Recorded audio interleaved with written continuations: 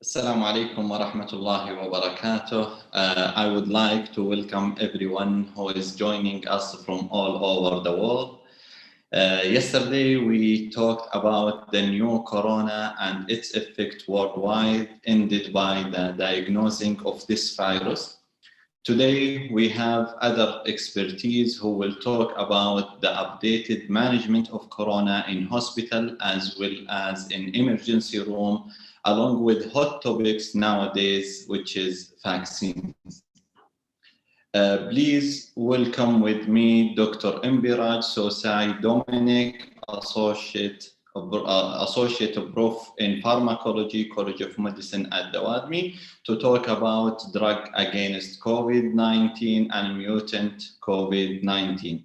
Dr. Imbiraj, he graduated from Chengalpet Medical College, Madras University, India. Post-graduation, Dr. ALM, PG, Institute of Basic Medical Science, Madras, Pharmacology and Pharmacoeconomics, Herbal Research. He has a 20 publication in international and national journal. Many research paper presentation at national and international conference, guided many graduate and postgraduate student in research. Welcome, Dr. Imbiraj.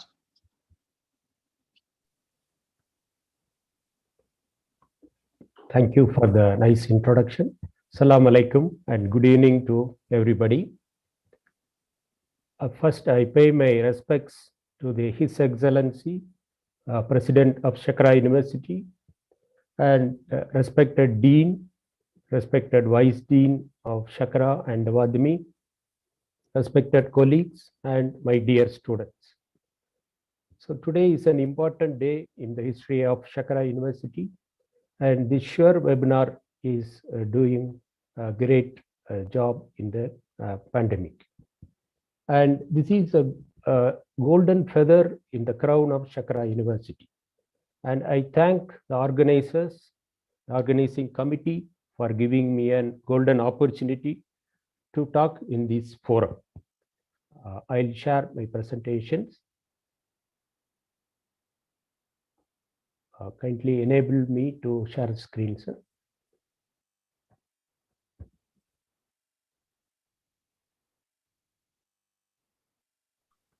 Yes, you can now.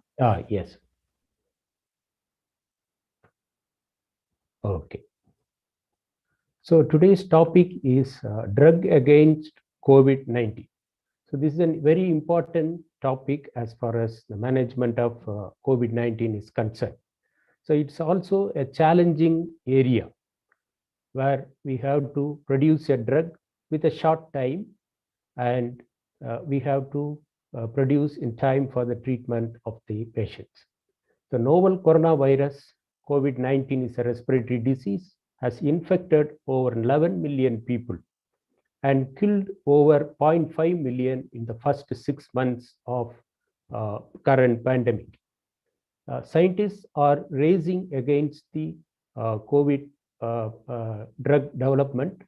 I'll point out later. Okay.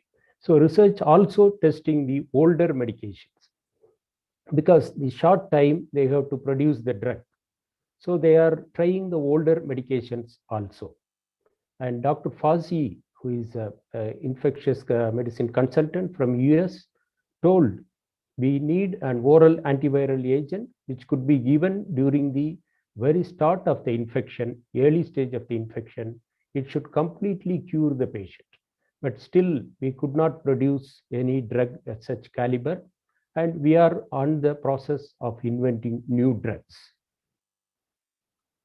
So the objectives of my talk are the available drugs available for the treatment of COVID-19 and drugs for the treatment of complications of COVID-19, and third, drugs under research and which are on pipeline for the treatment of COVID infection.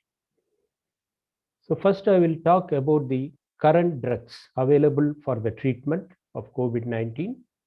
The first group is the antiviral drug, and the first drug is the remdesivir, favipiravir, oseltamivir. So these drugs are on the use for the treatment. Second group is the anti-inflammatory therapy, mainly the corticosteroids, and the number one drug is the dexamethasone. Third group is the immune-based therapy, convalescent plasma. Fourth group is monoclonal antibodies, bamlanivimab, estavimab, all these drugs. And interleukin-6 inhibitors are the next group. The example is the tocilizumab, and miscellaneous drugs also being used for the treatment. One such drug is the hydroxychloroquine, ivermectin, and colchicine, etc. So we'll be seeing one by one in detail about the drugs. So the important area of the treatment. First, we have to reduce the viral load with the drugs. That is the first challenge. The second challenge is improving the immunity in the patient. The second challenge. The third challenge is our own immune system causing damage to our own tissues like the lung and causing acute respiratory distress syndrome. So three challenges are before us when we are talking about the drugs for the treatment. So first, we'll see the life cycle and the potential drug targets. So in this, if you see, the coronavirus initially enters the respiratory tract and it attaches to two receptors in the host cell, respiratory cell. And one is the ACE2 receptor, another one is the transmembrane serine protease receptor. So these two receptors are very important for the attachment. Once the virus attaches, it enters into the host cell and it starts uncoating itself and it releases the RNA. And the RNA undergoes translation and then RNA polymerase action occurs. Then there is a formation of the RNA, viral RNA and viral assembly, and new viral particles are released. So here the drug targets, we can block the angiotensin converting enzyme receptor by some drugs like Arbidol, which is under research, and transmembrane serine protease we can block with Camostat, and chloroquine, which can block the lysosome endocytosis, and loprinavir and ritonavir. These drugs are protease inhibitors which can block the protease action. And our important drug, remdesivir, ribavirin, this will block the RNA-dependent polymerase and it will block the viral replication. And other drugs are the interleukin blocking. So our immune cells release the interleukins, interleukin 6 and all, which is blocked by tocilizumab and sarilizumab, all these drugs. So these are all the important potential targets, drug targets, which we are going to see. The first drug is the remdesivir, which is an inhibitor of viral RNA-dependent RNA polymerase. So this drug was originally used for Ebola virus. Then this effectiveness was tested and this drug was developed and it was found to be very effective for the treatment of COVID-19. And they have done a clinical trial by giving intravenous infusion of remdesivir, and they found that the drug is superior to placebo in shortening the recovery time, and 5 days treatment has significantly improved the symptoms and reduced the improved the recovery time and reduced mortality and other complications. So this trial was significant in approving this drug for the treatment, and this was published in New England Journal of Medicine 2020. So the mechanism of action, again, we can see into the details. So remdesivir is a nucleoside core and it's a prodrug. When it enters the cell, the prodrug converts to nucleoside monophosphate, then mononucleoside triphosphate, which will block the RNA polymerase and blocks the replication. So this is the cellular mechanism of this drug. When you go to the pharmacokinetics, dose and adverse effects of this drug, Remdesivir is given 200 milligrams intravenously on the first day, followed by 100 milligram remdesivir daily for the subsequent days, infused over 30 to 60 minutes. The important points in the pharmacokinetics are it is human plasma protein binding is more, and its distribution is very good. This drug distributes to the lung, to the liver, and to the kidney and other areas. So that is one of the important aspects because it distributes well to the target tissues. And metabolism is by the tissues itself and excreted through the kidney by the metabolites. And when you come to the adverse effects, when you see these adverse effects are less with this drug. So the safety profile is very good. This study shows even the control or the control group are having more adverse reaction than the placebo is having more adverse effect than the drug. So that is an important aspect. Safety is there for remdesivir. Other antiviral drugs like lopinavir, ritonavir, all the drugs has been tried for in COVID patients, but the result was there is no benefit observed with lopinavir, ritonavir treatment beyond standard care. So these drugs are not recommended for treatment of COVID-19. It was published in the trial of lopinavir in New England Journal of Medicine. Then the second group, important group of drug is the dexamethasone. So there was a trial called recovery trial. It is the randomized evaluation of COVID-19 therapy. So this trial conducted in hospitalized patients and given a significant improvement, and it lowered the mortality, 28-day mortality among those who receiving either invasive ventilation or oxygen. So hospitalized patient, this drug prevented mortality. So this drug is recommended for patients who are on mechanical ventilation or oxygen, and it's a very good drug to reduce the mortality. So this was also published in New England Journal of Medicine, February 25th, 2021. And this trial is called recovery trial. Now coming to the mechanism of action of corticosteroids in COVID-19 patients. So normal SARS-CoV, when it enters the epithelium, normal alveolar epithelium, it enters, then it progresses and causes mechanical, when the patient goes for chronic infection or mechanical stress, the epithelium is inflamed, mechanically stressed, and there is more receptors are there, and the virus binds to these receptors more and causes acute respiratory distress syndrome.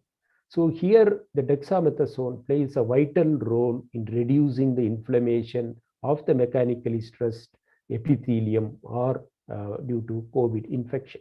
So here it arrests the inflammation and reduces acute respiratory distress syndrome, which is the cause of death and lung injury in the patient.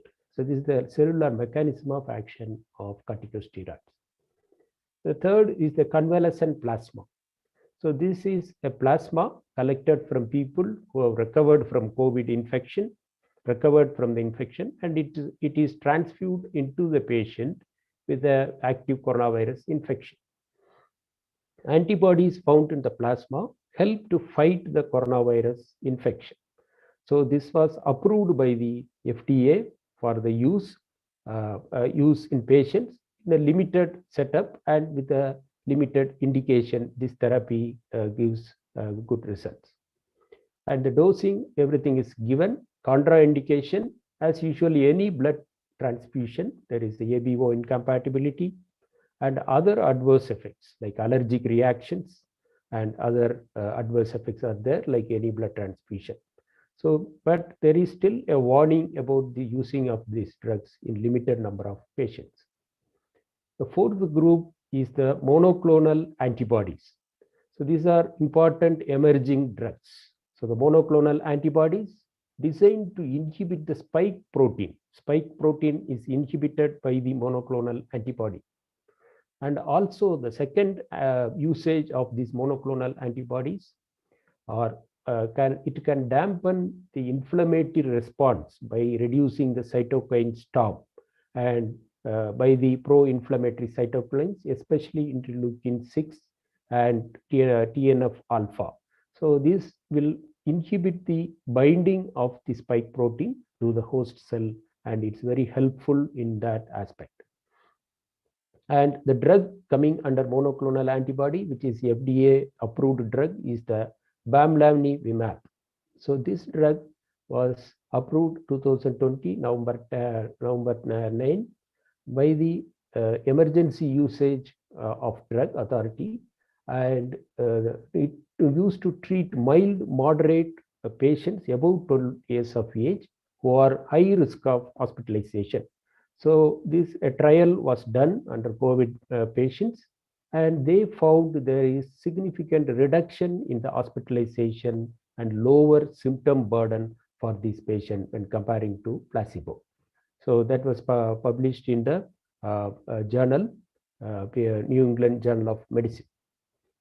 And again, the same monoclonal antibodies, they tried with the combination, and it is commonly called as antibody cocktail, when combining two drugs, that is the bamlanivimab and the etesevimab. And they combine these two monoclonal antibodies, the action is more, there is synergistic action, and there is less amount of virus and lower rates of hospitalization, and death also reduced. So these drugs are very important in reducing the death and mortality. Similarly, another drug in the same category, casirivimab and indevimab, also used, and it's a antibody cocktail.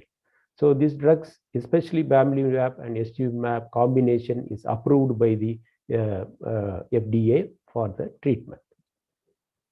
And the fifth group is the hydroxychloroquine. And this drug was in the limelight some part during the earlier period, when our past president of US, Donald Trump, also recommended this drug, and it was in the limelight. Initially, it shows some effectiveness in the in vitro studies, but later on, this drug did not prevent the mortality, or it is not useful for the treatment. Adverse effects are more for this drug, and this drug is not recommended currently for the treatment. Saudi Food and Drug Authority, SFDA, also given safety communication and warning to the health professionals for the unapproved use of hydroxychloroquine and chloroquine treatment of COVID. And the mechanism of action, already we told, it acts at the lysosome at the stage of engulfing of the virus, and increases the endosomal lysosomal pH, and it reduces the lysosome action and engulfing of the virus. And the positive effects are very less, but the negative effects are more. That is, the cardiac side effects are more with hydroxychloroquine, and the more mortality of cardiovascular adverse effects like prolonged QTc, Torsades de Pointes, and sudden cardiac deaths were noted. So this drug was not approved. And the sixth group of drug is the interleukin-6 inhibitors, that is the tocilizumab. Dr. Imran, just yes. for 2 minutes Okay. Thank you. Yes, sir. Okay, so this group is important for treatment of cytokine storms. So this drug is used to reduce the cytokine storm by inhibiting the interleukin-6. And the seventh group is kinase inhibitors. That is, it is also mainly reduces the cytokine storm. Baricitinib, this drug is approved for the treatment. One way it reduces viral load, another way it reduces the respiratory burden. And miscellaneous drugs. Interferons are in use, alpha and beta. Ivermectin, anti-helminthic drug, also in the treatment. And colchicine, an anti-inflammatory drug, also being tried for this treatment. And antithrombotic therapy as a complication of hypercoagulability. So low molecular weight heparin is used for the prophylaxis as well as for the management of COVID-19 patients as antithrombotic therapy. And the newer drugs, already we have told so many targets, we have already pointed out these targets. And the new drugs under research are again Camstat, Bromexin, Bortezomib, Molnupiravir, and mesenchymal stem cells. So these are all newer drugs under research. And the novel therapeutic approach, all the approaches we have told, one is adaptive immunity, where we give natural killer cells, decoy proteins, and nanoparticles are in the newer therapeutic approach.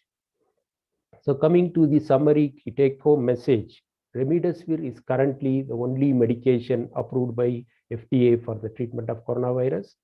Monoclonal antibodies, many clinical trials are undergoing for the effect of monoclonal antibodies, and old medications are repurposing for the new treatment for the treatment of coronavirus.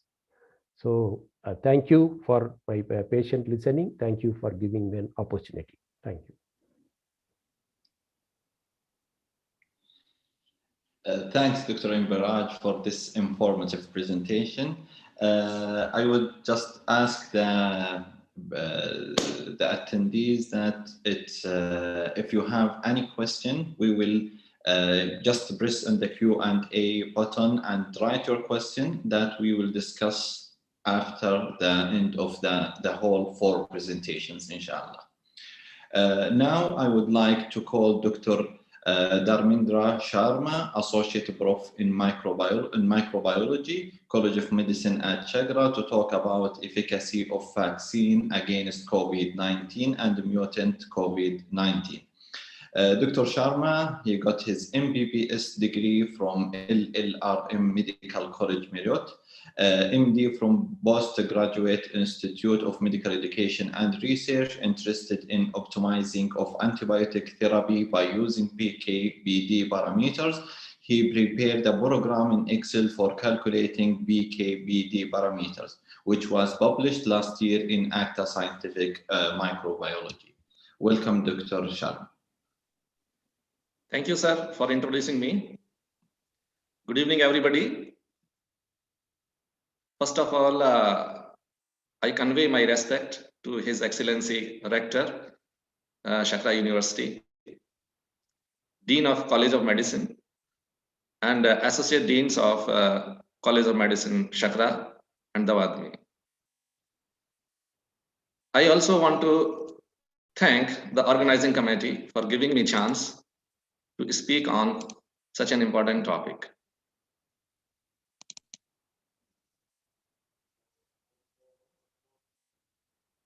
The topic of my talk is efficacy of COVID-19 vaccines against the COVID-19 infection and against the mutant variants.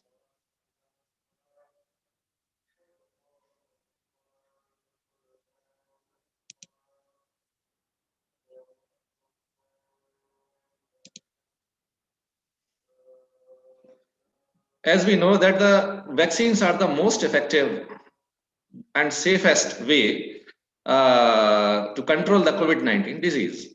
It not only provide protection for the individuals who are receiving vaccine, but also provide herd immunity to the community, and which will greatly help to bring an end to this ongoing pandemic. First of all, we should see what a vaccine is actually and how it works.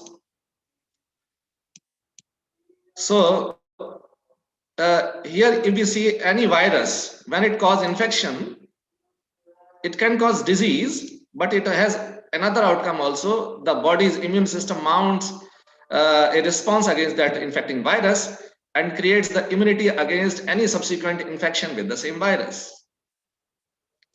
Then what is a vaccine?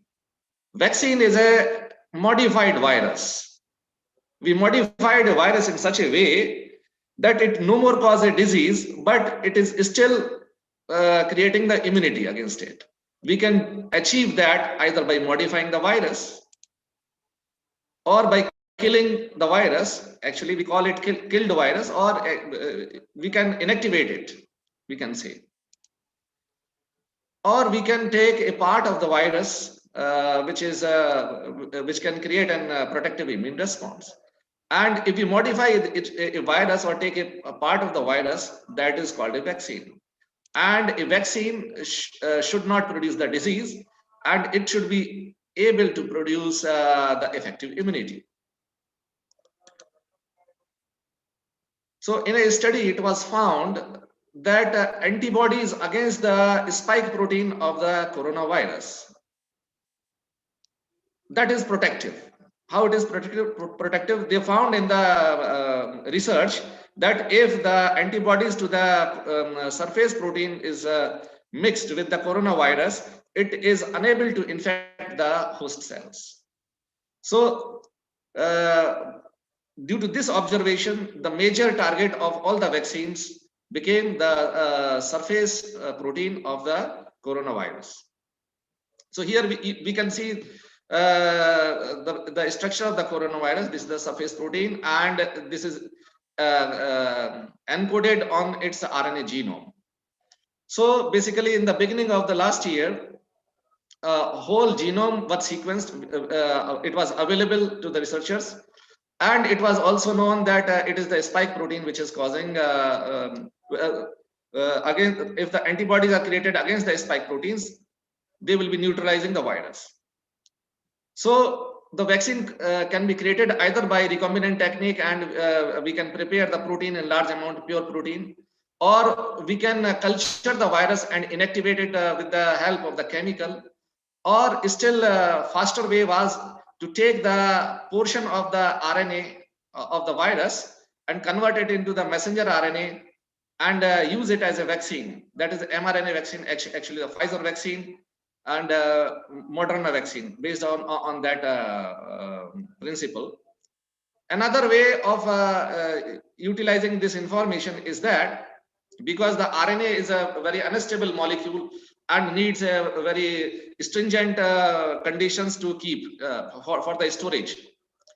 So a better way was that we can convert this RNA into the DNA for this spike protein, and we can package this DNA in a virus, a viral vector, the adenovirus. The technique was already available.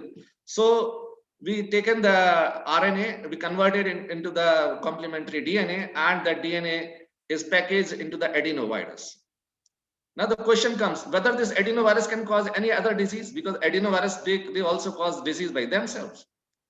No, because all other genes which are necessary for causing infection and replication inside the body, they are already deleted, they are removed by using certain techniques. And only the DNA which is responsible for the spike protein is there, and supporting elements of the operons are there, so that this DNA will be transcribed and translated inside the host cell into a surface protein. And there are other techniques also, and I will not go into detail of all of them. So we briefly discussed the mechanism of the vaccines which are currently very much in use. So this is the central dogma of biology, that how the protein is synthesized in the cell. Actually, the code of any DNA, any protein is stored in the DNA of the cell. And from this DNA, an RNA is transcribed, the messenger RNA, and that messenger RNA goes into the cytoplasm, and there the ribosomes synthesize the protein, translating the messenger RNA. So this is the basic mechanism, and utilizing this mechanism, we created so many vaccines. First of all, the RNA vaccines. We take the messenger RNA directly, we inject inside the body, and that messenger RNA goes inside the cells, and directly it is translated into the spike protein, and it acts as a target for the immune system, so that the antibodies are created against this spike protein. Another way is converting the viral RNA into the DNA and packaging into the adenovirus. And when we give this DNA is first transcribed into the RNA, messenger RNA, and this messenger RNA further makes the protein. So this is again the same thing, the messenger RNA vaccines. Because the messenger RNA is very labile, it is very much fragile. That is why to protect it, it is packaged in the lipid nanoparticle, and when we inject it, it goes inside the cells and synthesize the spike protein. The vaccines on this principle are Moderna vaccine and Pfizer-BioNTech vaccine. Another category is the vector-based vaccines, which we discussed, that we convert the RNA for the spike protein into the DNA, and this DNA is packaged into the adenovirus. And the vaccines based on this technique are Oxford AstraZeneca vaccine, Gamaleya, Sputnik vaccine, and Janssen vaccine. Then comes the inactivated vaccines. These category of vaccines, first we culture the virus, and then we inactivate this virus or kill this virus by using chemicals, heat, or radiation. And when this virus is killed, this can be used as a protein, as a vaccine, because this inactivated virus cannot cause infection, but still the proteins are intact and they can give rise a good immune response. And the vaccine based on this technique are CoronaVac, Sinovac, Sinopharm, and Bharat Biotech, the Covaxin.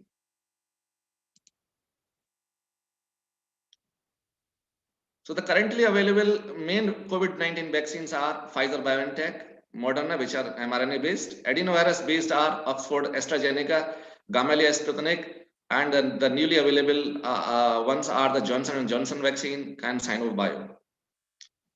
And the inactivated whole virus vaccines are Covaxin, Sinovac, Sinopharm. And another vaccine is available, which is a recombinant spike protein. In this vaccine, purified spike proteins are used as a vaccine. And this protein is synthesized in the cells by using the DNA of the spike protein. And here we can see the efficacy of different vaccines against the classical strain of the COVID-19 and against the two important variants, the UK variant and the South Africa variant. And this presentation is based on an article of which was published recently in the BMJ. So the efficacy of Pfizer-BioNTech vaccine is 95% against the classical COVID-19, but its efficacy against UK variant and South Africa variant is not known. And on the other hand, for Oxford AstraZeneca vaccine, efficacy against the classical virus is 82.4%, and efficacy against UK variant is 74.6%, and efficacy against South Africa variant is very low, that is 10%. For Moderna vaccine, the efficacy is 94.5%, and it have some efficacy against the UK variant, but the efficacy is less. And against South Africa variant, its efficacy is not known. And there are certain reports which are generated after rolling out of the vaccine in the masses. And here is the summary of that also. Pfizer-BioNTech vaccine, when it was given in the community, it decreased the symptomatic cases by 94%, and the hospital admissions were decreased by 87%, and it decreased the severe COVID-19 cases by 92%. On the other hand, Oxford AstraZeneca vaccines in Scotland, it was found that in the masses, the risk of hospital admission was decreased by up to 94%.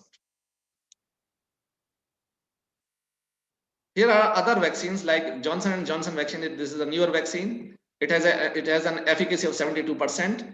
Its efficacy against UK variant is unknown, but it has some efficacy against the South Africa variant, 57%, and it has yet to be released into the community. So no report from the community use is available. So that is to be confirmed.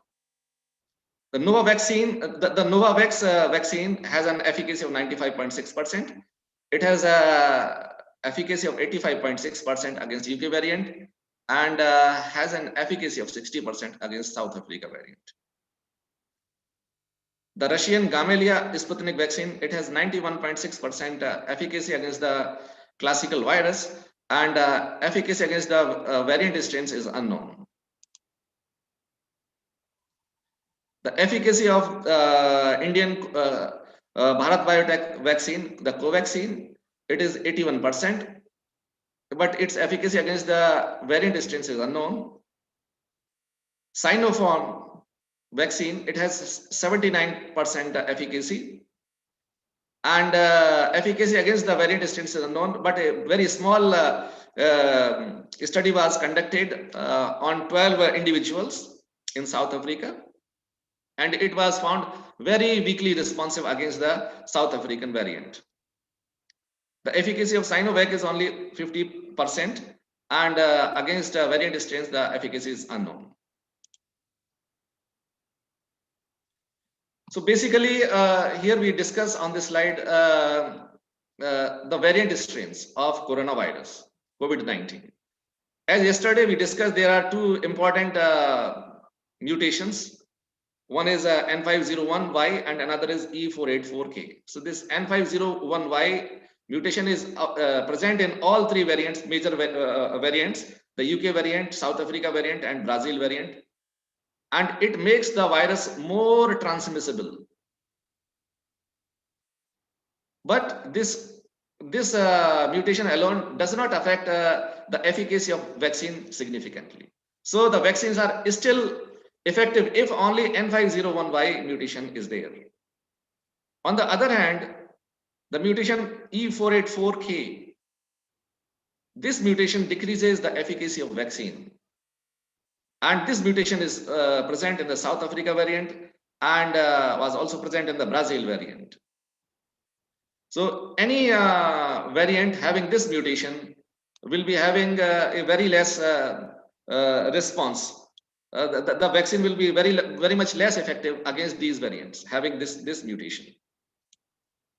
So because this is an RNA virus and the mutations are going to come because the proofreading activity is missing in the RNA polymerase of the RNA viruses.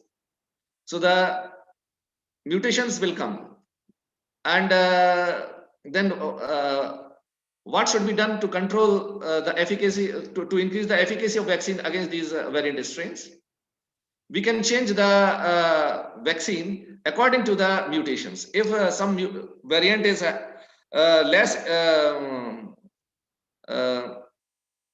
if the vaccine is less effective against a certain mutation, that mutation can be included in the vaccine and that vaccine structure, and accordingly the vaccine can be tweaked or can be changed to be effective against the mutant viruses.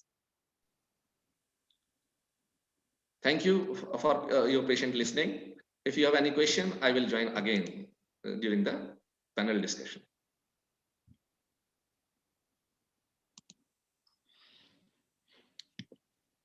Thank you very much, Dr. Sharma, for sharing such an important information with us. Now, I would, as I told you, now we are waiting for your questions, so we will discuss that later on at the end of this session. So please don't hesitate to press on the Q&A button and write your question. Now, I would like to welcome Dr. Khalid Al-Ghamdi. He's Assistant Consultant in Emergency Medicine, College of Medicine at Shagra, to talk about emergency care of COVID-19 and mutant COVID-19. Dr. Khalid, he was graduated from Al-Imam Mohammed bin Saud Al-Islamiyya University, ER board certified from National Guard Hospital in Riyadh, interested in emergency and critical care medicine, disaster control and education assistant. Welcome, Dr. Khalid. الله يعطيك العافية دكتور معاذ. Thank you so much. السلام عليكم جميعا. أولا I would like to welcome the head of our university and the dean of our college and the assistant dean and associate deans of Shagra College. So what I'm about to talk today about is the emergency care of COVID-19 of the pandemic. We're now about 2 years into the pandemic, and most of us are aware of some of the controversies regarding the management and the methods of management of the pandemic. So please don't misconstrue any of the material I'm about to present as a irrefutable fact or dogma, as most of our work in management of COVID-19 is still a work in progress. What follows is some of the ways we manage COVID-19 based on evidence. What I wanted to start with is the oxygenation aspect of the COVID infection. And before we talk about some of the points we can tackle, the hypoxemia that is associated with COVID-19, I would like to talk about some of the general concepts, and one of them in particular, which is the lung recruitment. For the COVID-19 infection, it seems that it affects the lung recruitment in a huge part of the pathophysiology process of the infection. So when this happens, we start going into a distorted, vicious cycle of collapsed alveoli. And this is the reason that a lot of the patients present with hypoxemia. A term that started popping up since the COVID-19 pandemic is silent hypoxemia, where you can see patients presenting to you with only mild symptoms such as a runny nose, but when you try and get vital signs, you find out that they are hypoxemic, and they're significantly hypoxemic. You would see a level of 75 or 80 in a patient who is smiling or playing on his lung. The ways we can tackle these problems are a few simple ways. There are evidence, they're based on evidence. One of the first methods that we can use to tackle this deoxygenation or hypoxemia that presents with the patient is awake proning. And awake proning actually is not a new method to tackle hypoxemia, but it has long been known to the healthcare providers. But it has shown a great effect in COVID-19 infection, and that's why we are seeing it in the headlines now more frequently. Awake proning is a simple method. As I said, it's according to the terminology. There's no detailed or a deep way to perform this method. You just ask the patient to stay on his stomach, all the way down on his stomach, instead of the supine position where his back is on the bed. You want his chest and abdomen to be on the bed, so you can recruit some of the decruited lung alveoli. And it's not necessarily that he has to stay on his stomach or chest. Also, a varying side-to-side positioning works. And you can supplement that with some of the non-invasive methods of oxygenation, like a low-flow nasal cannula. That's your standard nasal cannula that you find in every AD across the kingdom, or a high-flow nasal cannula, more on this later, or the CPAP or BiPAP machine. Any of the non-invasive methods really work with awake proning. It is highly advisable that you combine these two. As high-flow nasal cannula or BiPAP or CPAP, the non-invasive methods of ventilation, do not, CPAP and BiPAP do recruit some of the lung tissue, but the high-flow nasal cannula and the low-flow nasal cannula, which are the ones usually we use in the hospital to manage these patients, do not recruit the lungs. So what you're going to see is a rise in oxygen saturation, but still the patient would be fatigued and would be in a respiratory distress, trying to breathe as much as he can. Awake proning, when combined with high-flow nasal cannula or low-flow nasal cannula, relieves the patient and relieves also the treating team to focus on other sides of the management.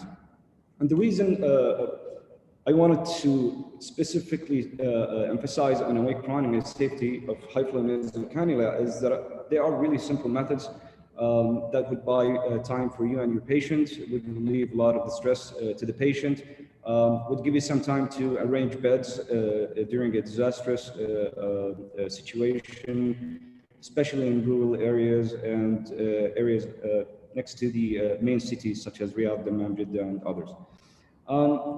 Regarding high-flow nasal cannula, there has been a widespread concern that using high-flow cannula can increase the viral transmission, and that it's not safe to be used. Unfortunately, or actually fortunately, a lot of these statements are not evidence-based. high-flow nasal cannula is safe to be used for corona patients. It is safe for the team treating the patient as long as they're wearing their appropriate PPEs. And the guidelines also support this. We have the Australia-New Zealand ICU guideline for the COVID, which also concurs, and the WHO and the surviving sepsis guidelines and other guidelines, which all agree that high-flow nasal cannula is a safe method. Just to explain it a little bit logically, so that we can feel comfortable using it, high-flow nasal cannula usually provides about 60 to 80 liters of oxygen per minute, while a cough of a patient who is on a low nasal cannula, because eventually you're going to have to put the patient on oxygen. The cough itself provides about 400 liters, 600 liters per minute of spread range of cough. So the patient is transmitting the disease whether or not you're using high-flow nasal cannula, as the cough itself exceeds farly high-flow nasal cannula transmission of the virus. Sorry to interrupt you. Just the presentation, is it working with you? Because it's now in the first slide, the oxygenation. Yeah, it's working. Like in this slide, yes. Yeah. Okay. Good. So it's not. Yeah, it's working fine. It's working fine. Regarding awake proning, the benefits of awake proning, other than the recruitments of the recruited lung alveoli, is that it also helps clear secretions. But there are some of the I don't want to say criteria, but some of the prerequisites for applying awake proning. First of all, your patient has to be comfortable as much as possible, because if the patient is not comfortable, you're going to end up going back and forth to the patient room, trying to convince him to go back on his belly or on his side-to-side maneuvering. That would exert the patient, and that would exert you and your nurses. You have to make sure that the patient is first understanding to the method you're about to experiment, which is the awake proning, and they have to be comfortable and agreeing that it can be done. The patient has to be fully awake and fully mentating, because confused patients could pose a risk for the deterioration if you put them on supine, on their prone, on their stomachs. You have to make sure that the devices are securely connected to the patient before you put them face down.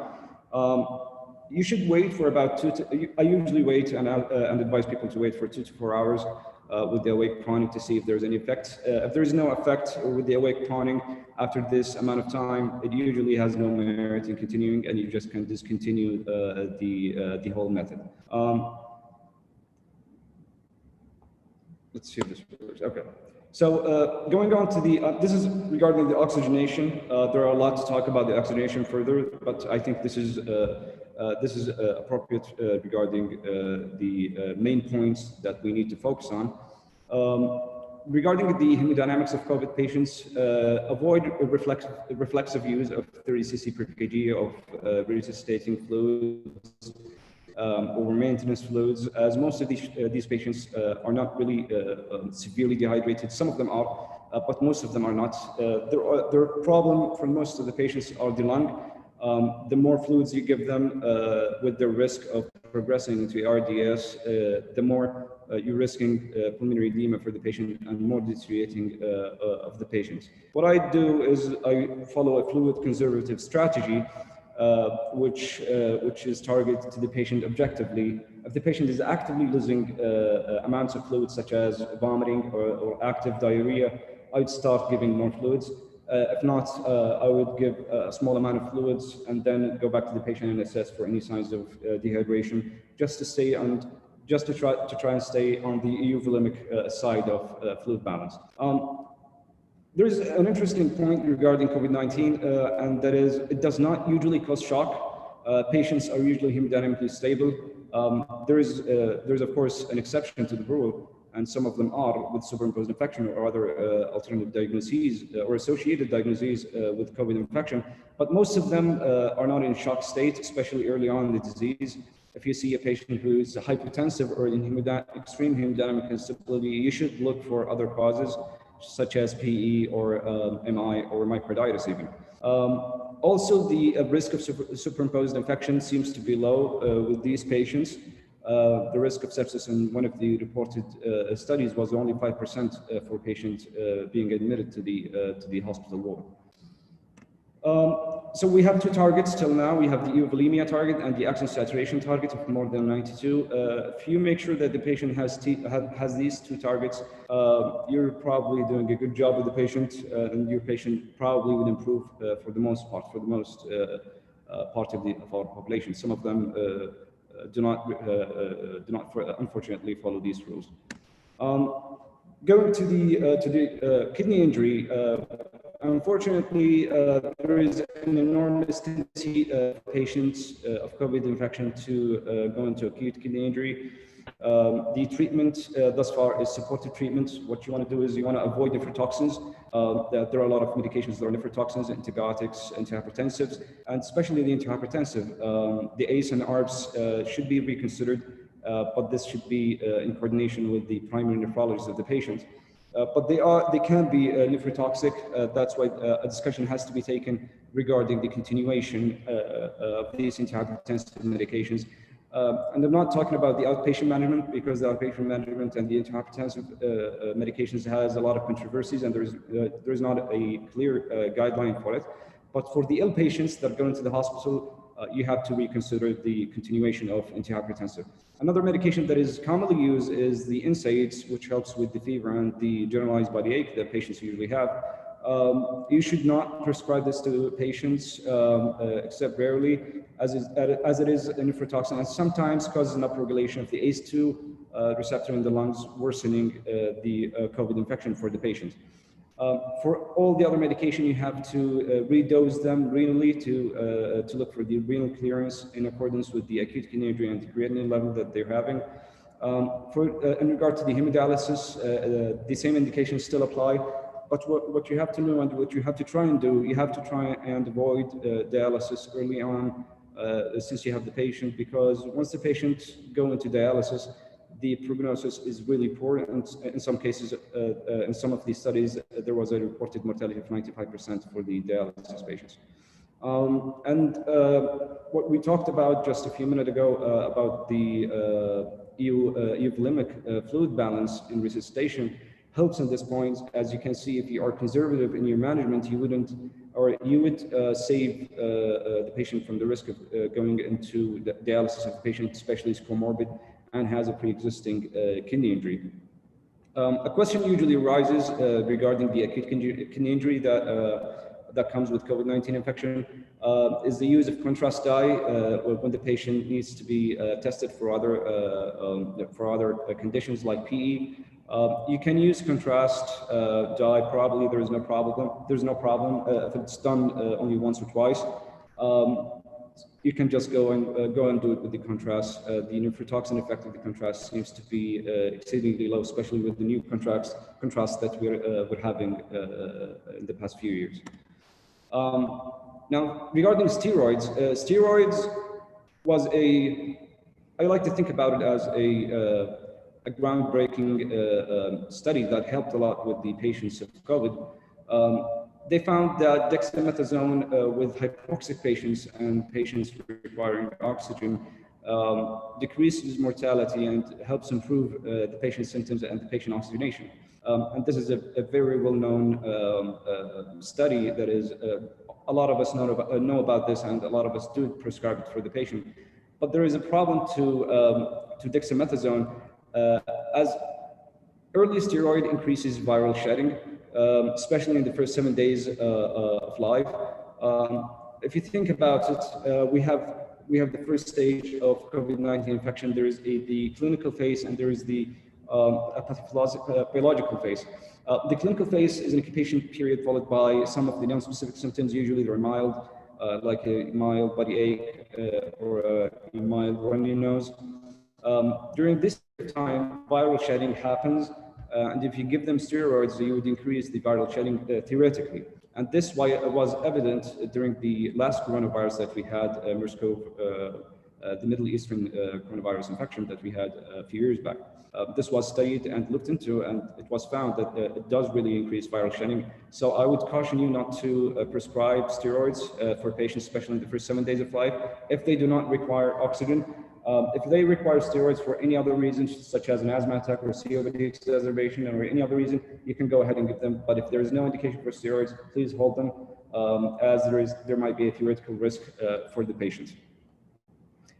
It is now the immunosuppression method of choice for our patients, or not the immunosuppression, the immunomodulating method of choice for our patients. But it is not indicated for the non-hypoxic, not requiring oxygen patients. Going to the antibiotics, as you know, COVID infection is a pneumonia, it's a viral pneumonia. There is also always the possibility of a superimposed bacterial infection. What is interesting about COVID is it is unlike the flu, where we have an increased prevalence of MRSA superimposed bacterial infection with the viral pneumonia that it causes. But COVID-19 infection does not actually has that increased association with the MRSA infection. And most patients do not have an MRSA, as most of them are community patients. I advise to avoid vancomycin when needed. The indications are the same for vancomycin use, but try and avoid them because vancomycin is a nephrotoxic medication. You can use instead linezolid or ceftriaxone because they're less nephrotoxic. Linezolid is actually minimally nephrotoxic. Now, I wanted to go more into the clinical trial of dexamethasone. There was the recovery trial. This is the trial that I told you about. I thought I'd like to think about it as a groundbreaking trial. It was done in Britain. It was an unblinded, adaptive, randomized controlled trial, multi-center of 176 hospitals in the UK. What they did is they enrolled about 2,100 patients to the dexamethasone arm of the study, and we had 4,300 patients in the control arm, which is the usual care of patients without using steroids. The intervention was dexamethasone 6 milligram daily for the next 10 days. And it was the pregnant patients and the breastfeeding patients were also included in the study, so you can feel safe giving them steroids. They used prednisolone for the pregnant breastfeeding or hydrocortisone IV for them as well. What they found is that the primary outcome, there was a decrease in mortality for those patients using steroids who were requiring oxygen. And the number needed to treat for the mechanically ventilated patient to see an improvement in mortality. And this is a huge thing, improvement in mortality in clinical studies, especially with a disease that is relatively new of about 3 years. When you have an improvement in mortality of this magnitude, it really counts as a significant intervention. So the mechanically ventilated patients, the number we need to treat to see the mortality benefit was 8, and the patients who were on oxygen therapy, the number needed to treat was 25. So I do advise that you give dexamethasone. I really would like to emphasize on the usage of steroids when the patient needs oxygen, but when the patient does not need oxygen, please withhold the giving steroids. Some patients do present to the hospital complaining of pain because of excessive coughing. Dexamethasone does help with the excessive coughing. It does relieve the patient from the excessive coughing, even if they do not require oxygen, but that is not a reason to prescribe dexamethasone. Please do not prescribe it for cough only. It should be only prescribed for patients needing oxygen therapy. And this is the last slide. I wanted to remind myself and remind all of us that patients vary widely. Not all the methods we use with every patient is necessarily applicable to all the other patients. Some of them have comorbid conditions. Some of them have certain physical limitation. Some of them have an unexplainable presentation that unfortunately we cannot find out. We cannot explain what's going on. But use a sense of common sense. Usually that helps with most of the patients, even if they vary widely. That's it for my segment. Back to you, Dr. Muad, and thank you so much for the opportunity. Thank you very much, Dr. Khalid, for this nice presentation, which will be helpful for all healthcare worker who is covering COVID-19 patient in ER or in hospital. At the end of this day, we would like to welcome Dr. Saad Al-Saab, Assistant of Prof in Medicine, College of Medicine at Dawadmi, to give us an update on the management of COVID-19. Dr. Al-Saab, he was graduated from College of Medicine in Al-Imam Mohammed bin Saud University. He got his Saudi Board of Internal Medicine, and he has an interest in pulmonary diseases. Welcome, Dr. Saad. Assalamu alaikum, everyone. Thank you, Dr. Maad, for this introduction. I would like to welcome you all in this second session of the SURE webinar. I will share my slides in a moment.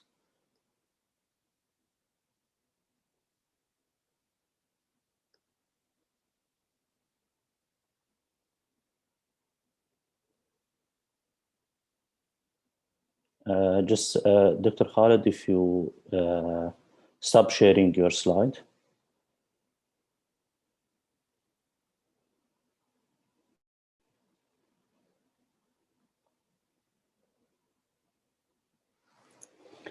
I will go through the updates on the management of COVID-19. I will go through case categories definition. So the Ministry of Health protocol for patients confirmed with COVID-19. Then I'll go through some updates and recommendations.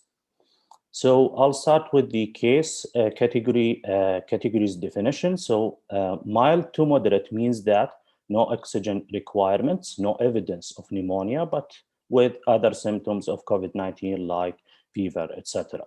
So this means that this patient has mild to moderate infection of COVID-19.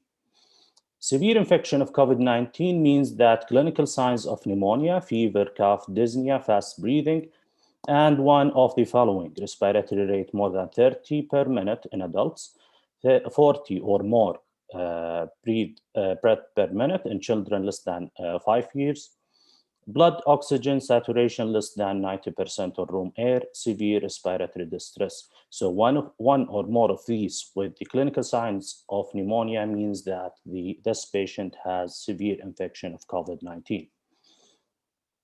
The last thing is the critical infection of COVID-19. It means that symptoms of the following: ARDS, acute respiratory distress syndrome, respiratory failure requiring ventilation, sepsis, or septic shock.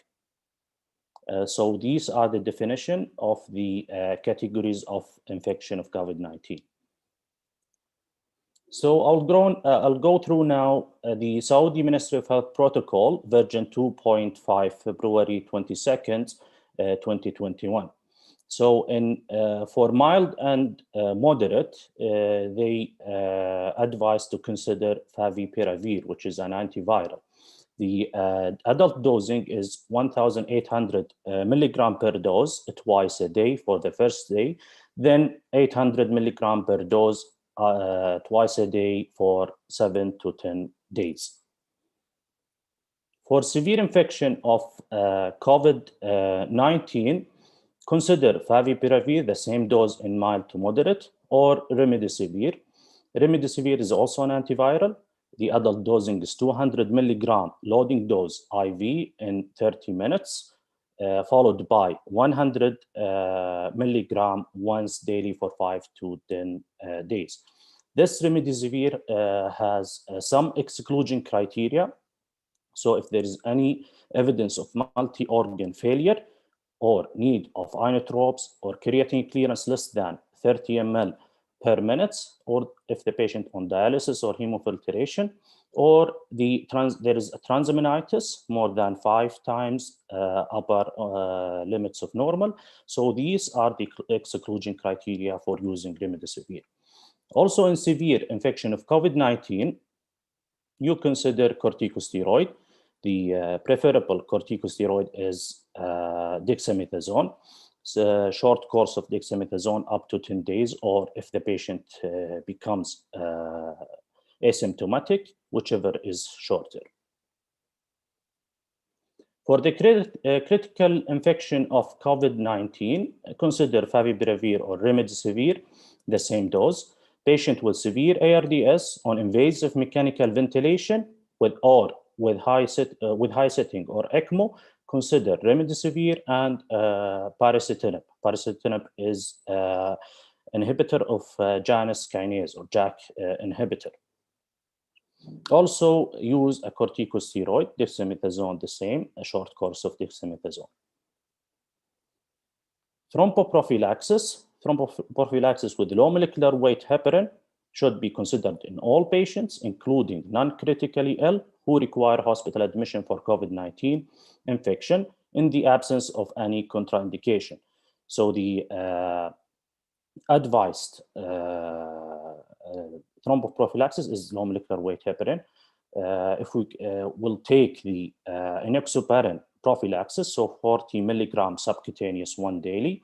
If the patient is obese, more than 40, BMI more than 40, so the 40 milligram subcut every 12 hours. If the creatine clearance less than 30 ml per minute, so it's going to be 30 milligrams subcutaneous once daily. There is some medication-related information. So remdesivir pregnancy safety is not studied yet. Baricitinib not recommended in breastfeeding. Information related to pregnancy is limited. Favipiravir contraindicated in pregnancy. Pregnant or breastfeeding women use prednisone oral or IV hydrocortisone instead of dexamethasone. Now I'll go to some updates and recommendation. National Institute of Health, NIH, on March 5th, 2021, based on the published result of REMAP-CAP and the preliminary results of recovery trial, the panel recommends the use of tocilizumab, single intravenous dose of 8 milligram per kg of actual body weight up to 800 milligram in combination with dexamethasone in certain hospitalized patients who are exhibiting rapid respiratory decompensation due to COVID-19. These patients are recently hospitalized patients who have been admitted to an ICU within the prior 24 hours and who require invasive mechanical ventilation, non-invasive mechanical ventilation, or high-flow nasal cannula, which means 0.4 FiO2 per 30 liter per minute of oxygen flow, or recently hospitalized patient not in ICU with rapidly increasing oxygen needs who require non-invasive ventilation or high-flow nasal cannula and have significantly increased markers of inflammation. The recovery trials inclusion criterion for inflammation was C-reactive protein more than 75 milligram per liter. So in these patients, they recommend the use of tocilizumab. Also in National Institute of Health, NIH, on February 23rd, 2021, the panel recommends the use of pamlanivimab 700 milligram plus itezolizumab 1,400 milligram together in a single infusion for the treatment of outpatients with mild to moderate COVID-19 who are at high risk of clinical progression as defined by the EUA criteria. The EUA criteria for the high-risk individuals, BMI more than or equal 35, chronic kidney disease, diabetes mellitus, immunocompromising condition, currently receiving immunosuppressive treatment, aged more than or equal 65 years, or aged more than or equal 55 years and have cardiovascular disease, hypertension, COPD, or other chronic respiratory disease. So these are the high-risk individual. If they are in mild to moderate and they are not admitted into the hospital, so they recommend to use this combination of monoclonal antibodies. Surviving Sepsis campaign, the first update on 29th of the January 2021. They recommend for adults with severe or critical COVID-19, they recommend against using hydrochloroquine it was a strong recommendation. Their justification was moderate quality evidence show no effect on mortality or need for mechanical ventilation. The second recommendation, for adults with severe or critical COVID-19, we recommend using short course of systemic corticosteroid over not using corticosteroid. This is a strong recommendation.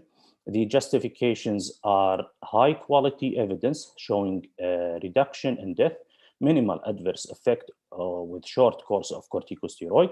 Corticosteroids are affordable and widely available.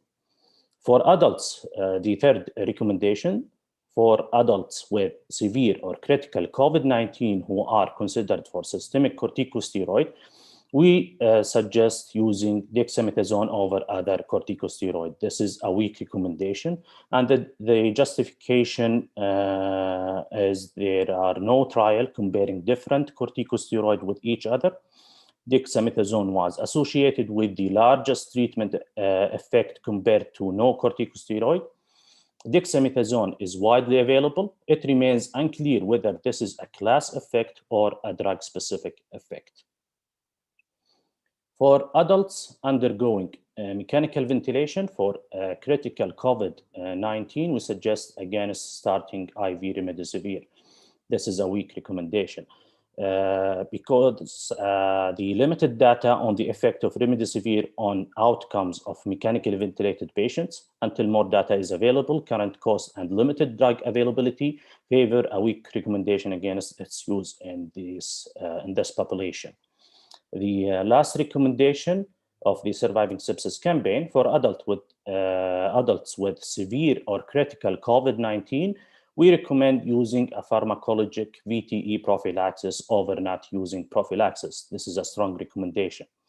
The justification is high quality and direct evidence from non-COVID-19 population show that VTE prophylaxis is superior to no prophylaxis. VTE rates are higher in the COVID-19's population. So now we comes to the end of my presentation. These are my references, and thank you for your listening. Thank you, Dr. Saad, for this nice also presentation and for updating us in the management of COVID-19. Now we will have more time for panel discussion. So if please all the presenters come to the panel and let's start with the questions. So Dr. Mbiraj, we will start with you since you have the first presentation about the ACE inhibitors.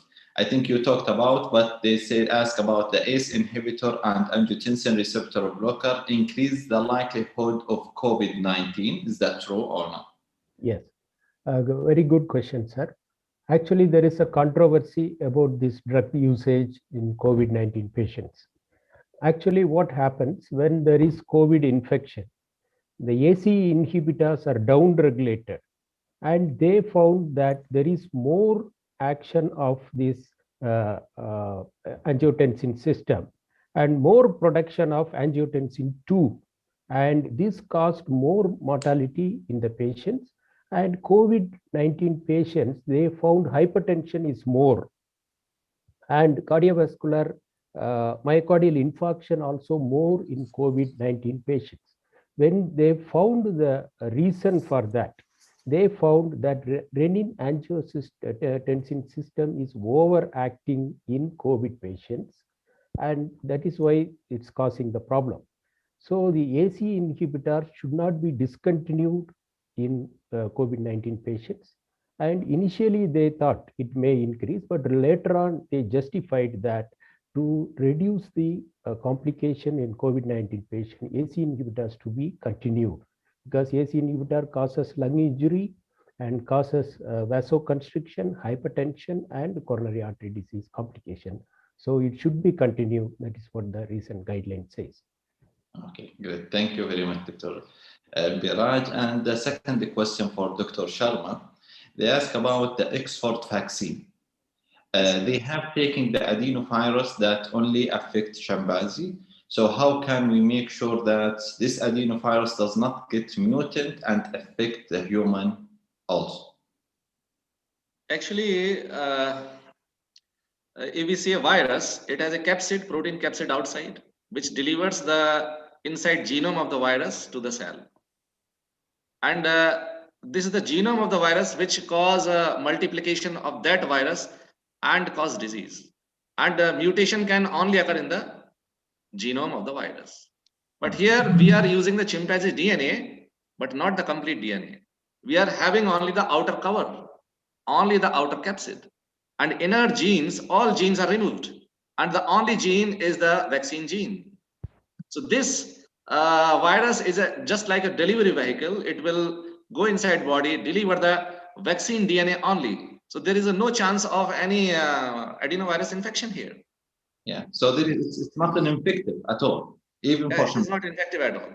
Okay, so there is another question, doctor, about the duration between first and second doses, like for AstraZeneca and for the Pfizer. Why it's here it's 3 weeks and here is 3 months, and it's different from vaccine to vaccine? Yes, actually, truly speaking, it is just based on the clinical trials. So if we see the antibody level after the vaccination and after the recovery from the disease, so after a patient recovers from the COVID-19 infection, usually the antibody levels are in the range of 500 to 1000 AU per ml. And the protective level of the antibody in the serum should be 160 AU per ml. And if we vaccinate a person and after 2 doses, if the gap between the AstraZeneca vaccine is only 1 month, that means 4 weeks, then the level is somewhere around 10,000 to 20,000 AU per ml. So we can see that here the antibody level reached after the vaccination is much higher, 10 to 20 times higher than the real patient recovering from the disease. And then why not we are taking in Saudi Arabia only 4 weeks? There is a very long gap between 2 doses. Here, another observation during trials, it was seen that if there is a gap of about 3 months between the 2 doses, the level of antibody achieved is much higher. It is in the range of about 40,000 to 60,000 AU per ml. So it is more immunogenic. It was found in the clinical trials that if we keep a gap of about 3 months between the 2 doses, it is much more immunogenic. And another question, why some countries like India, they are keeping only a short gap between the 2 doses? Actually, if we see the efficacy rate of this AstraZeneca Oxford vaccine, it is only 81%. So that means 20% people, the vaccine is not giving a desired immune response. So if in a country where a lot of people are there, after taking vaccine, they are going to the mall, they are mixing with, then if the vaccine is not effective for those 20%, they may get the infection further. So to protect them, in India, only 4 weeks. So that at least the final purpose is to stop the transmission of the virus in the community. So depending on the dynamics of the infection and the country, different guidelines are there. Okay. Thank you, Dr. Sharma. Now I will move to Dr. Khalid, who gave us a presentation about the emergency treatment of COVID-19, and he talked about the oxygen saturation. So there is a question about, is measuring oxygen saturation by oximetry the only way to know if the patient who is at home is heading towards silent hypoxemia? Is there any way to find out other than the measuring the by oximetry? Regarding the silent hypoxemia, yes, unfortunately, measuring the oxygen saturation by an oximetry is the only way. I would recommend purchasing an oximetry for the critically comorbid patients with COVID infection. But otherwise, for the most part, for most patients, I don't recommend checking the oxygen saturation, as usually patients would present to the hospital with other complaints. And as long as the silent hypoxemia stays silent, it is relatively benign.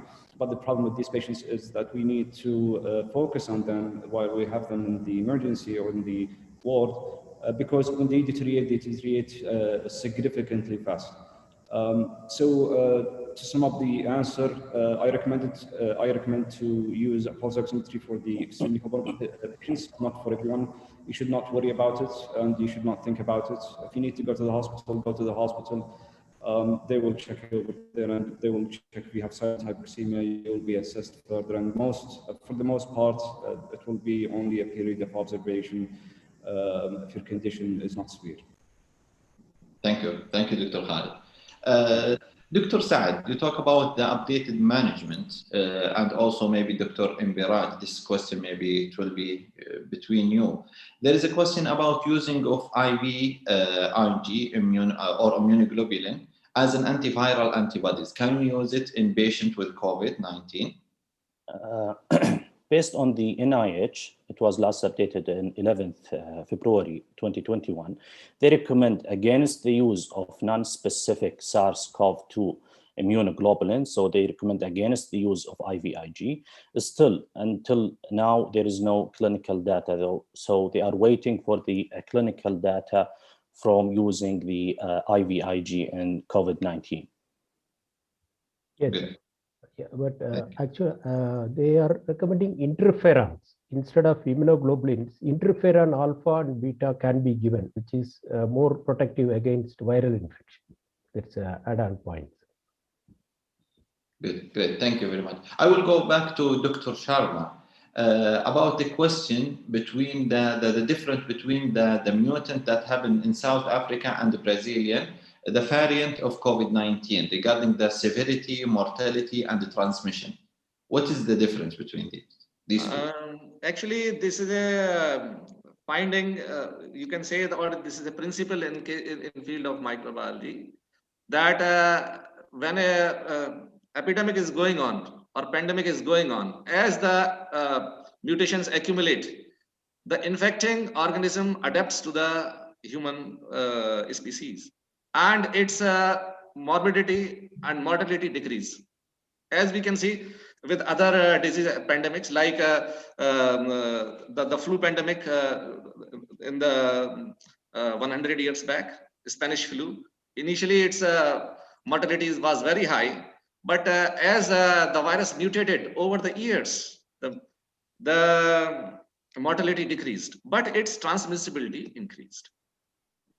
Similarly, we can see in cases of other pathogens also. So there is no increased mortality or morbidity with any mutants. Only thing is that the mutant may try to adapt to be more infectious. So what is stopping the virus to cause infection? Our immunity. We are developing the immunity. So any variant which is having resistance or which has an escape property from this developed herd immunity, that can only transmit now in those areas which are already vaccinated, which are already achieved the herd immunity. For example, in Brazil, last year in October, a city, Manaus, it was declared to achieve herd immunity. But the people, they got free. They thought that now we are free, we can mix, we can go anywhere, so no social distancing. And one variant which has escape properties, which can go through that, which can defy that immunity, that occurred, and that is spread. So that is why this is very important to also practice the social distancing along with the vaccine, taking the vaccine. Okay, thank you. But there is a question, another question, Dr. Sharma. Are we currently facing the problem of vector immunity in any of the vector-based vaccine anywhere in the world? Actually, there are two ways to answering this question. One is there is no such reports available at the moment. This is direct. Another is when the vector immunity can occur. Actually, if we are giving this vaccine to a person for the first time, because this is chimpanzee adenovirus, so it is not prevalent in the humans, so there is no chance of immunity against this chimpanzee adenovirus for the first time. But if after 1 year, if we need to give a booster dose, we cannot give the same vector. We have to change the vector or something we have to do. But this time we can use this. Good. Good. Thank you, Dr. Sharma. And there is one question maybe we will share if anyone has an interest to answer that. Regarding the blood thinner just before taking the vaccine, is there any effect or positive or negative effect on that? Actually, if somebody is taking blood thinner, so there is a recommendation that if the drug being given is antiplatelet, like Yes. aspirin or some other drug which is stopping the function of the platelets, then it can be continued and directly the vaccine can be given. But if it is against the clotting factor, if it is stopping the clotting mechanism, briefly, if it is feasible, if the patient is not in the procoagulant phase, then the drug should be either a dose should be decreased or it should be stopped momentarily for a short time. And it is a recommendation in India, ICMR recommendation. Thank you, Dr. Sharma. So now we will move to other question about the side effect of antiviral medication, especially in pregnant women. So Dr. Saad, since you talk about this medication or the updated medication, or Dr. Imraj, is there any side effect for that antiviral medication for pregnant women? For the remdesivir, pregnancy safety is still not studied yet. The favipiravir is contraindicated in pregnancy. This is from the Saudi Ministry of Health protocol. Good. Okay, thank you, Dr. Saad. And I will go back to Dr. Sharma.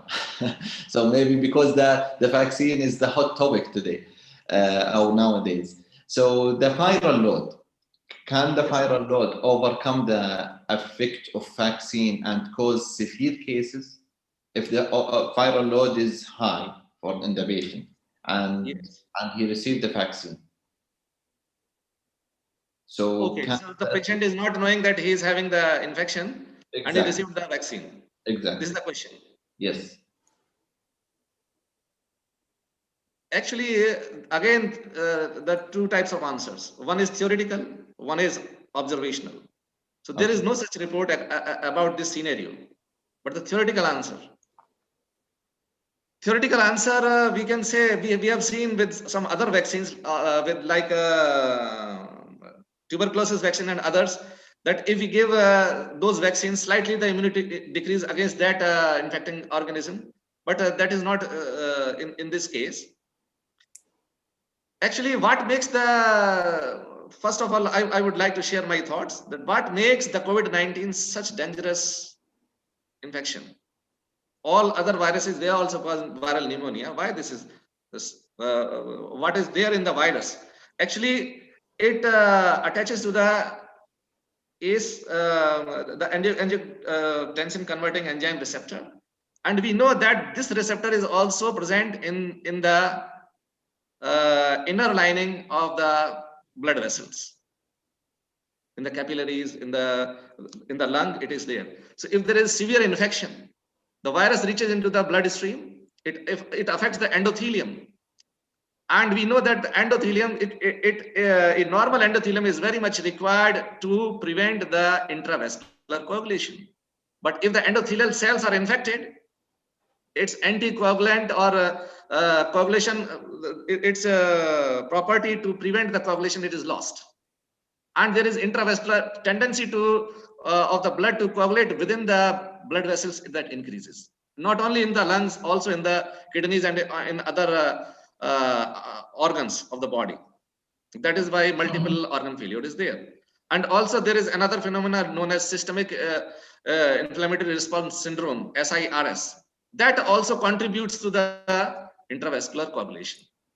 Okay. So if a person is having high load, that means he is not able to generate immune response against the infection. But if we give the vaccine,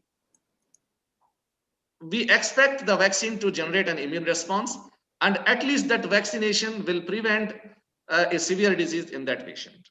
That is theoretical, but there is no such observation is done. And in fact, there is a guideline. If a person is having currently the infection, he should not be given the vaccine.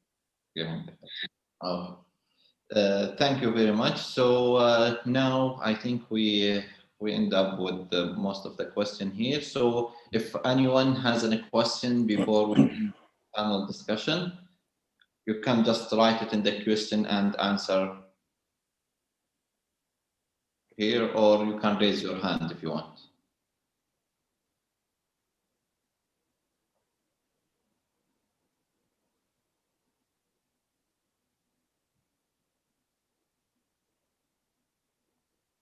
Okay, Faisal, can you just write your question in the question and answer?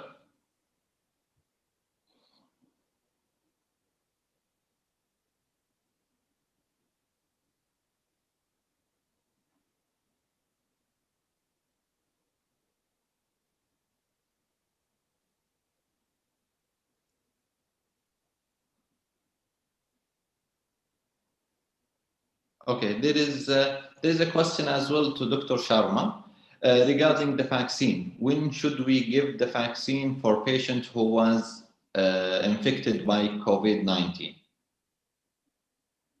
Actually, in Saudi Arabia, there is a recommendation recently that if a patient has recovered from the COVID-19 infection, a booster dose should be given after 6 months.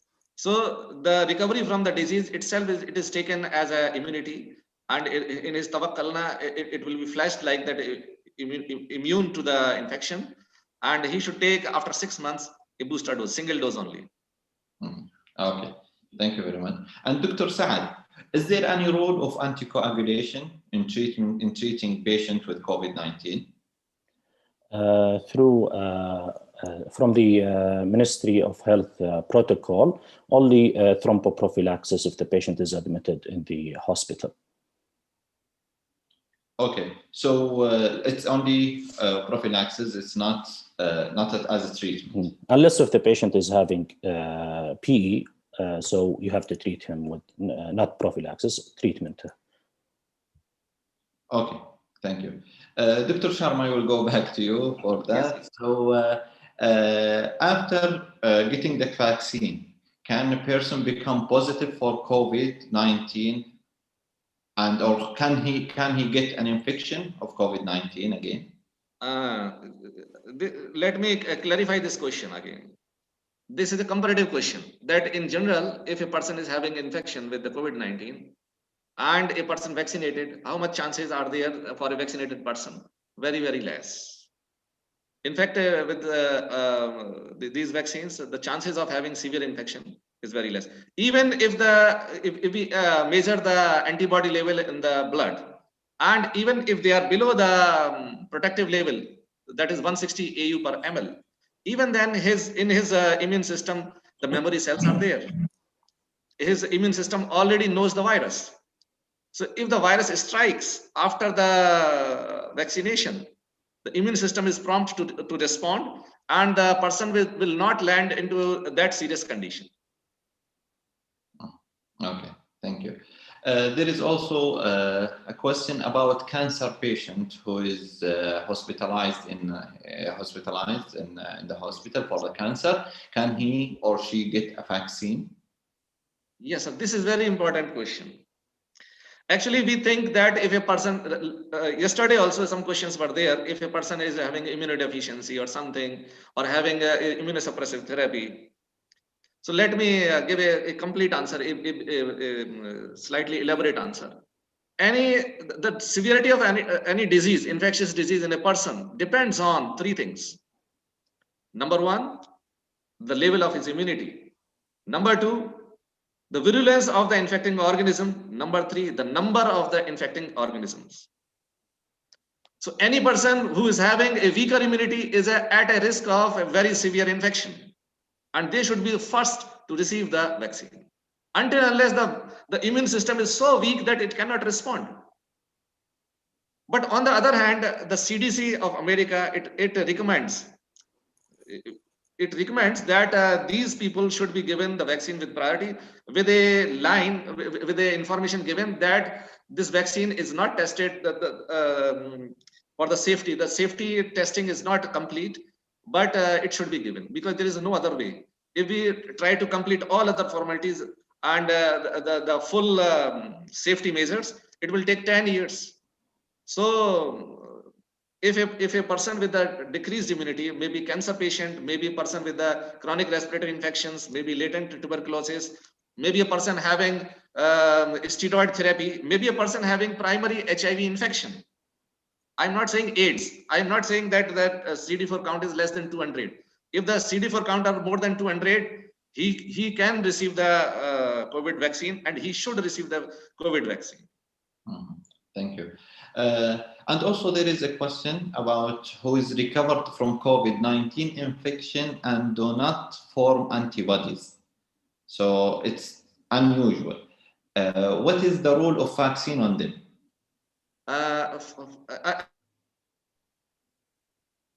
There is no formation of immunity in some patients. Yes. The thing is that when a virus enters, it depends on the viral load. If the number of viruses entering our body is very less, maybe 2 or 3 viruses, then the first response will come from our innate immunity. The interferon response and the natural killer cell will kill it, and there will be no response. And if there is a slightly higher dose, a weak response can come, and a stronger response can come with a severe infection. So actually there is a minimum dose and which is needed to give a good immune response. This is the number one. Why some people are not developing the immunity? Because many of the cases they are subclinical and they do not develop the disease symptoms too much. But when they recover, the immunity may be low and it may disappear quickly. This is one thing. And they can receive the vaccine. As we have seen, I already told that after recovery from the COVID-19 infection, the level of antibodies in the recovered patient is in between 500 to 1000 AU per ml. That is the level of the antibodies in the recovered patients. But in the vaccinees, after receiving the vaccine with a gap of 4 weeks, the level achieved will be 20 times higher. And if the gap is 3 months, the level achieved will be 60 times higher. Okay. Okay, so and the vaccine, it will last for how long, Dr. Shalom? Actually, the companies who have manufactured the vaccine, they say that at least for 4 to 6 months, the antibodies will be there. But I want to add one thing more here. If the level of antibodies achieved is higher, the duration of the antibodies remaining in the blood will be for longer period. But we forgot one thing. We developed the memory cells. That is very important thing. That if next time infection occur, those memory cells are the main thing. They will respond to the infection. They develop further the immunity. But still, these are theoretical things. We have to further conduct the study whether a booster dose is needed or not needed, or the vaccine is having after 6 months or after 1 year. That is a future story, and we can't say about that. Okay, thank you very much, and I think we will conclude with this one with just one not a question, it's only like a recommendation from you all.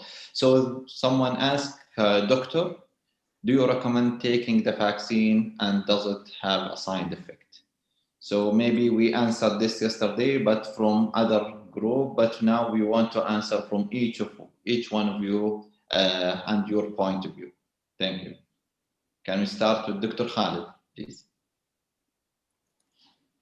Yes, thank you, Dr. Mu'adh, for the question. I do recommend taking the vaccine, especially for the elderly and the comorbid patients, and for all the young and healthy patients as well. We've seen the pandemic, it affects a lot of patients. It's really a matter of luck if you get a simple disease or a severe disease. So I do strongly recommend taking the vaccine. It does have some side effects. Usually it spans from 12 hours to 72 hours. Usually they are headache and fever, runny nose, and mild to moderate body ache. It's not related to the infection, it's related to the immune response to the vaccine itself. This is a transient normal response for the body to undergo when the vaccine is taken. Thank you. Thank you. Dr. Sharma. Dr. Khalid said everything. Actually, this is reactogenicity of the vaccine, and it is expected. So when we develop the vaccine, we check two things: how reactogenic the vaccine is, or means how much pain or something, or some minor sign and symptoms they occur. This is reactogenicity. Another is the efficacy of the vaccine. So if the reactogenicity is acceptable, tolerable, I think in this season of COVID pandemic, that reactogenicity should be acceptable. Yeah. And no severe side effects they are reported. Okay. Dr. Imbiraj, what do you think about the vaccine and recommendation? Yeah, I do strongly recommend vaccination, because this is the only tool we are having to fight against the COVID pandemic. And this is a scientific development which has done many studies, and it's a very huge trial and everything. So we respect the scientific development, and this is a very important tool. We have to accept it and strongly recommend for that. Thank you, thank you. And now we will move to Dr. Saad, who yesterday advised all people to take the vaccine because, and he proved that. He said the second dose is next week actually for him. So Dr. Saad. Yeah, I highly recommend to take the vaccine. I'm quoting from the Ministry of Health, خذ الخطوة خذ اللقاح. It means take the step and take the vaccination. Thank you very much. And thanks all the attendees for your good listening and sharing some questions. I hope that we answered most of the questions that we could, and hope that you enjoy our sessions and get a new updated knowledge about the COVID-19 and the mutant COVID-19. Thank you very much, and we will see you inshallah in other webinars to share most of the information. Thank you very much. Thank you very much. Thank you very much.